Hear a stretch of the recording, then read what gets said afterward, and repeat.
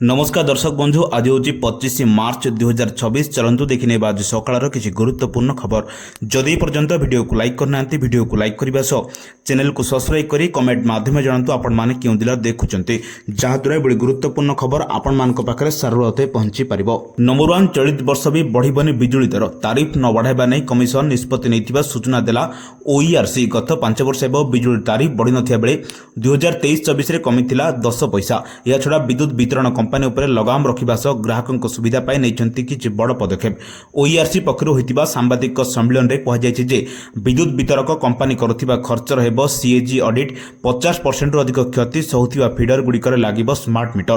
कृषि क्षेत्र में 60% रु अधिक लोड नेउथिले सेगुडी को सोलार द्वारा विद्युतीकरण करा जियो बोली कहा जायछि। नंबर 2 हर घर जल लक्ष्य पूरण पाई ओडिसा रे रोड मैप प्रस्तुत होइछि। नुआ दिल्ली ठारे केंद्र जल शक्ति मंत्रालय एवं ओडिसा सरकार को मध्य ओडिसा जल जीवन मिशन 2.0 कार्यकारिता ने एक एएमयू स्वाक्षरित होइछि। ए कार्यक्रम रे आभासी माध्यम रे लोकसभा भवन ठारे मुख्यमंत्री मोहन चरण माझी एवं नुआ दिल्ली रे केंद्र जल शक्ति मंत्री सीआर पाटिल एवं राष्ट्र मंत्री बी सोमन्ना उपस्थित थिले। ए अवसर रे मुख्यमंत्री कहिथिले जे देश रे 77.3% परिवार को एपर्यंत टैप संयोग मिलिछि। केंद्र कैबिनेट द्वारा ए मिशन रो संप्रसारण 2028 पर्यंत अनुमोदन मिलिछि। हर घर जल लक्ष्य पूरण पाई यह एक महत्वपूर्ण पदक्षेप। नंबर 3 कोरोना जीवा पर राज्य में बढ़ी चली जक्मा 2025 रे जक्मा मुक्त ओडिशा गठन पाई अंटा भिड़िथिले राज्य सरकार। यह पूर्व 2024 रे आरंभ होइतिला स्वतंत्र 100 दिनिया अभियान। राज्यर कोण अनुकोण को जाई रोगी चिन्हट करथिले स्वास्थ्यकर्मी। गत वर्ष मार्च रे এই अभियान सरु सरु चिन्हट होइतिले मोट 12,245 हेले एही संख्या आउरी बढ़ी चलीथिला। 2025 शेष रे अर्थात 2025-26 रे राज्य रे 60,423 जन जक्मा रोगी चिन्हट होई सारिचंती। नंबर 4 मे 29 रे ओटीटी परीक्षा मे 29 अनुष्ठित हेबो ओडिशा शिक्षक योग्यता परीक्षा। एनी सोमवार माध्यमिक शिक्षा परिषद पक्षरु विज्ञप्ति प्रकाश पाइछि। माध्यमिक शिक्षा परिषद वेबसाइट www.bscodisha.nic.in रे योग्य प्रार्थी माने ऑनलाइन रे आवेदन करि परिबे। मार्च 23 रु एप्रिल 9 तारिख मध्य प्रार्थी माने फॉर्म फिलअप करि परिबे।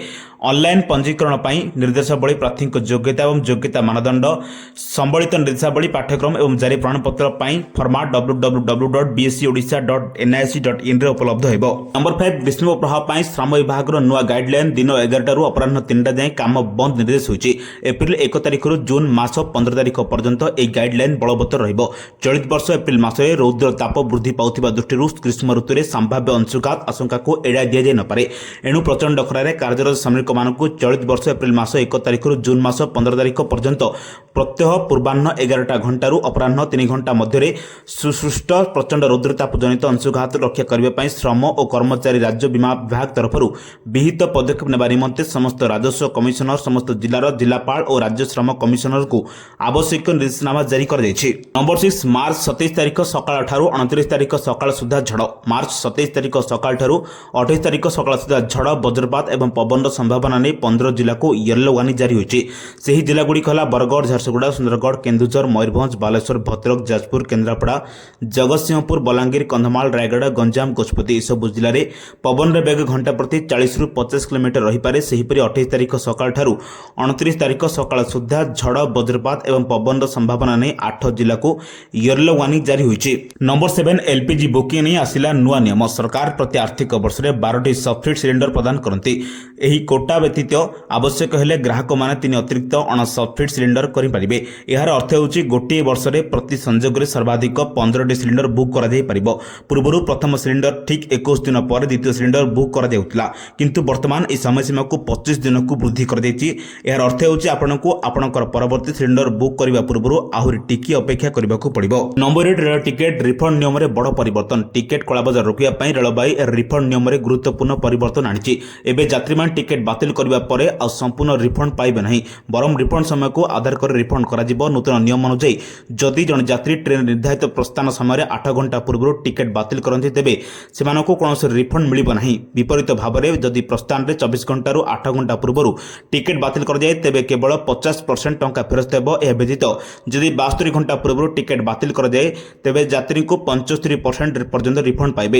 ए नूतन नियम गुड़िक 1 एप्रिल रु 15 एप्रिल पर्यंत कार्यकारी हेबो। नंबर 9 दिल्ली बजेट रे बड़ धमाका। दिल्ली विधानसभा रे मुख्यमंत्री रेखा गुप्ता आर्थिक वर्ष 2026-27 पाए 1,03,700 कोटी टंका बजेट रे उपस्थापना करिसेंती।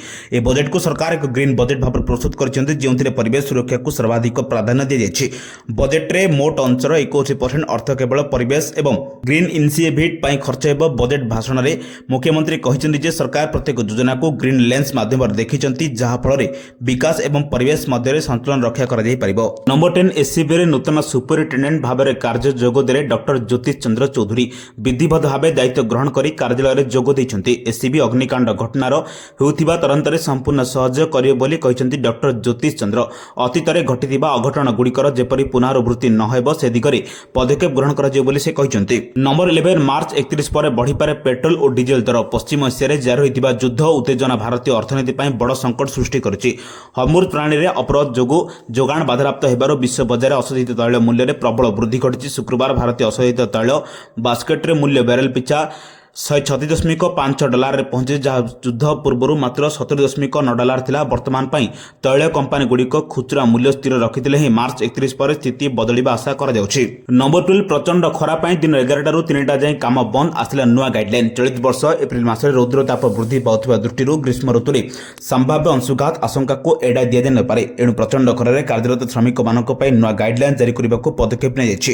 ଚଳିତ ବର୍ଷ ଏପ୍ରିଲ ମାସ 1 ତାରିଖରୁ ଜୁନ୍ ମାସ 15 ତାରିଖ ପର୍ଯ୍ୟନ୍ତ ପ୍ରତ୍ୟହ ଅପରାହ୍ନ 11 ଠାରୁ ଅପରାହ୍ନ 3ଟା ମଧ୍ୟରେ ସୃଷ୍ଟ ପ୍ରଚଣ୍ଡ ରୌଦ୍ରତାପ ଜନିତ ଅଂଶୁଘାତ ରକ୍ଷା କରିବା ପାଇଁ ଶ୍ରମ ଓ କର୍ମଚାରୀ ରାଜ୍ୟ ବୀମା ବିଭାଗ ତରଫରୁ ବିହିତ ପଦକ୍ଷେପ ନେବା ନିମନ୍ତେ ସମସ୍ତ ରାଜସ୍ୱ କମିଶନର, ସମସ୍ତ ଜିଲ୍ଲାପାଳ ଓ ରାଜ୍ୟ ଶ୍ରମ କମିଶନରଙ୍କୁ ଆବଶ୍ୟକ ନିର୍ଦ୍ଦେଶନାମା ଜାରି କରାଯାଇଛି।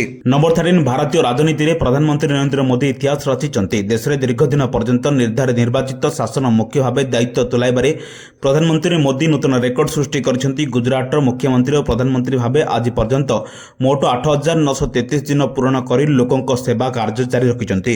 ତାଙ୍କର ଏହି ଦୀର୍ଘ ଦିନର ଦାୟିତ୍ୱ ଭାର ଇତିହାସରେ ସ୍ୱର୍ଣ୍ଣାକ୍ଷରରେ ଲିପିବଦ୍ଧ ହୋଇ ରହିବ। ଏହି କୀର୍ତ୍ତିମାନ ସ୍ଥାପନ କରିଥିବାରୁ ରାଜ୍ୟ ସଭାପତି ମନମୋହନ ସାମଲ ପ୍ରଧାନମନ୍ତ୍ରୀଙ୍କୁ ଶୁଭେଚ୍ଛା ଜଣାଇଛନ୍ତି।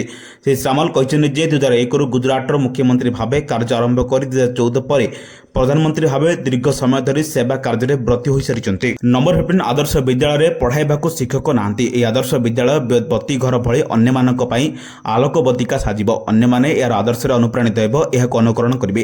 କିନ୍ତୁ ଏହାର ବାସ୍ତବ ଚିତ୍ରକୁ ଦେଖିଲେ ଯେ କେହି ହତୋତ୍ସାହିତ ନାହାନ୍ତି।